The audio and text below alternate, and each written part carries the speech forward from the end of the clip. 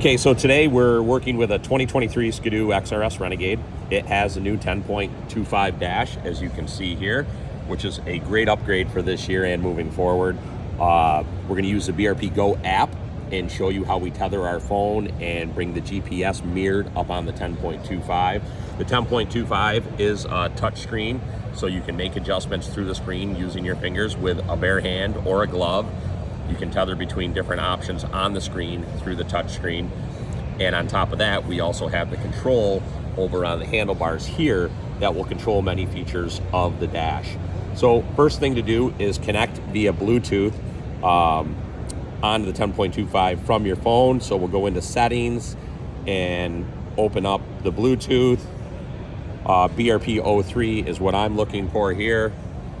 In the dash, I can toggle here to preferences, to Bluetooth, to phone, and it has picked up my phone, as you can see here, the Skidoo 2024. So we're connected via Bluetooth, which is the first step. After that, you want to get your phone cord, which has to be a lightning cable in my case because it's an Apple phone, and make sure that it transfers data. The USB port has moved. It is up in the front corner here of the glove box now, rather than where it was in the back to begin with. You tether your phone with the cord. I open up the BRP GO app.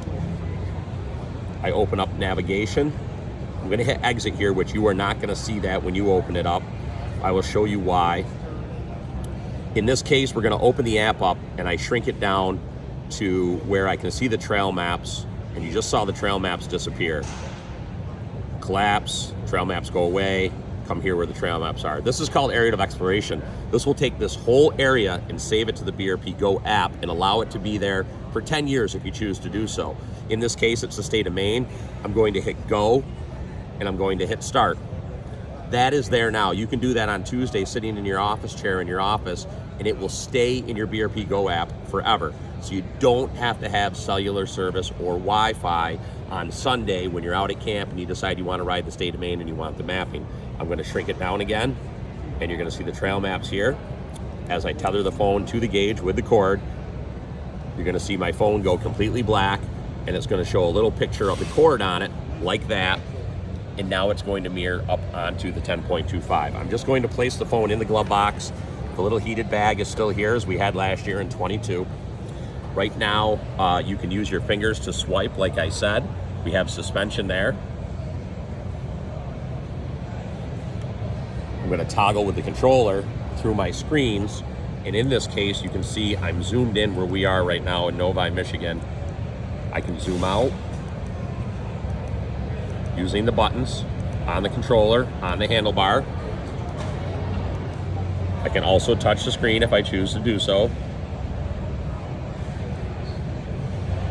Where we are is in a metropolitan area where there isn't a lot of trail maps, so I'm going to slide the screen down so you can see the maps. If you were in an area riding, this is what you would see. The green lines are accenting the trail maps. So right now I have the trail maps up and I have my gauge here. I can collapse this back to the full gauge if I choose to do so. If I don't want to use a touchscreen over on the controller, we can use this button here to the left of the selector that'll allow you to toggle through your different screens. In the case right now that we're working with, I have the trail maps, I have music, and I have my gauge up. Go into the gauge, to preferences, down to the applet switcher, and in this case you can see I have the gauges, the navigation, and the media, the music that I just showed you. I'm going to add statistics to it by doing that. Close out of here, close out of here.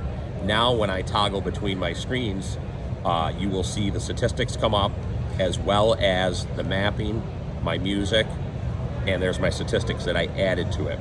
I'm going to go back in, just for example, to my applet switcher again. We're going to take statistics off and media off. You're out riding with your buddies, you're riding at a rate of speed, and you just want your gauge and your navigation is the only pertinent information you have. So now we have the gauge. I push the control again on the handlebars, and we will have just the mapping. Push it again, back to the gauge. The music and the statistics are gone. So you can choose as many or as little options as you want to tether between the pages on the screen. As I go back to my navigation, I can also tether here with a touchscreen if I want just the mile an hour to show up with the tach on the outside, or if I want a numerical readout for the tach. Also a really cool trick feature. Slide back to the gauge. We have illumination on the gauge. Again, going into preferences, up into display, the first one, we can choose the light, and we'll have a white background. You can set this to change on its own on the clock in the automatic setting, or you can do it manually like you see that I'm doing it now. Dark, auto, your choice. The Bluetooth connectivity is also in the same screen that I just showed you, as well as the Wi-Fi. What is the Wi-Fi for? Wi-Fi is so that you can update your 10.25.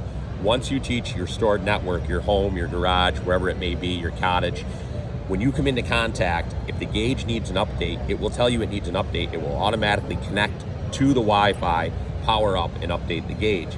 It'll also tell you not to remove your tether cap. Removing the tether cap will shut the sled and the gauge off. Leaving the tether cap on and just shutting the snowmobile off with the kill switch will allow the gauge to stay powered up and do a Wi-Fi update if needed. Into the general just gives you all of your pertinent stuff. It'll show you your softwares, it'll show you if you need an update, gives you the date, gives you your metric and imperial, the language you're using. The about will take you into the gauge settings, which may be needed in a repair situation. The applet switcher that I talked about, where I added the median statistics to the main screen toggle, we talked about and saw that there. Ride settings, this is a cool part. Right now it just shows volume up, but I have the option to add suspension. I'm gonna close out of here, close out of here. Right now on the handlebars, if I touch this, this gives me my volume. The volume is purely for if you have communication in your helmet and you're listening to music, or for your communicator. So, go back to where I just was, preferences again, ride settings. Now I'm gonna click suspension. So suspension and volume are both over there. We close out again, close out here. When I tap this button on the control now, the Sport, Comfort, Sport Plus comes up for my shock settings. I enter in, select that. If I push it again, they come back up, I hit it quick again, and I have volume. So now that button toggles between volume and suspension. So you can change your suspension settings on the handlebar control here, rather than having to touch the screen if you're moving down the trail. So that way it's a much safer application for you to use. This gauge will do 100 different things for you. It is super cool. If you have communication and you want to use your phone and you need to dial a number, you can do that. Also, over on the control, you can push this button right here and say, hey Siri, call mom, call my wife, tell her I'm going to be late. Super easy to do. And obviously Siri is with the iPhone application, which is what I'm using. So we're going to go out of here, collapse back, go back into the settings. If I want to go through my media and look at all my music, I can do so. Don't mind the playlists that are there. This is just for examples. My statistics, which is a screen that I had that toggled up through the gauges in the beginning that you saw. Very cool to use. The vehicle shows you your sled. Again, you can select your suspensions in there if you choose to do so. This will tell you if you have any faults, gives you your vehicle information, VIN number, the hardware, software that's in it. Very cool as well. Controls, this is something that you'll need to know. If you come back over here to the handlebars and notice, we have one button for the hand warmers. Okay, this turns the hand warmers and thumb warmers up and down in unison for temperature. You say, hey, I'm on the trail, I'm riding along, things are good, I get out on the lake and I get a cold thumb. Go into controls, the heat ratio here, you can turn it so that the thumb will run warmer than the grip, or vice versa, the grip will run warmer than the thumb. So you haven't lost the ability to control your hand and thumb warmers independently, but you have to set your ratio here in this screen, and then over on the control, this button here is what turns them up and down. So again, the 10.25 that you're seeing on the 2023 XRS models with the 850 in the Gen 5 Renegade X model, 850 also. Super cool gauge, works awesome. BRP GO has had a ton of updates. We always get the question, well, why do you have to have your phone tethered? We did this for good reason. BRP GO is app-based, and with the app-based, you get constant updates to the mapping. I have a screenshot here of a ride we did last year in New Hampshire, and this saved me 4 hours of riding this day because the app-based GPS was constantly updating. We had started out down here, we had rode up through Pittsburgh up to the Canadian border, and we decided we were gonna come back down and ride down this side of the state. As we stopped right here at this intersection, I was looking at BRP GO, and since the club had done their job and reported a trail closure down here, it showed up in red and showed us that the trail was closed. If BRP GO was not live and constantly updated, we would have never known that, and we would have rode 4 hours out of our way. With that being said, we saw that closure, we took a turn here, and came back down through here through the trail. So that is the super importance of why it is app-based and it is always updated. Again, when I started, I showed you how I opened up area of exploration on BRP Go. That opens up a whole area for you to save in your phone. Those maps will always be there. I'm going to unplug my phone real quick now, just so I can show you. I have my area of exploration open here. I'm going to hit exit. I'm going to hit exit again. If this was my area and I wanted to save the whole state of Maine, I would hit save, type in the state of Maine, Michigan, Pennsylvania, wherever you might be, and that is always there. You always have that trail mapping. Again, you do not need Wi-Fi or cellular service.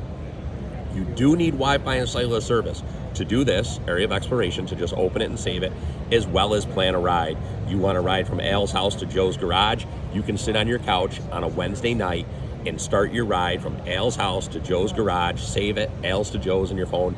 That will always be there. You do not need Wi-Fi or cellular service to do so. So I hope you enjoyed this quick tutorial on the BRP Go and the new 10.25.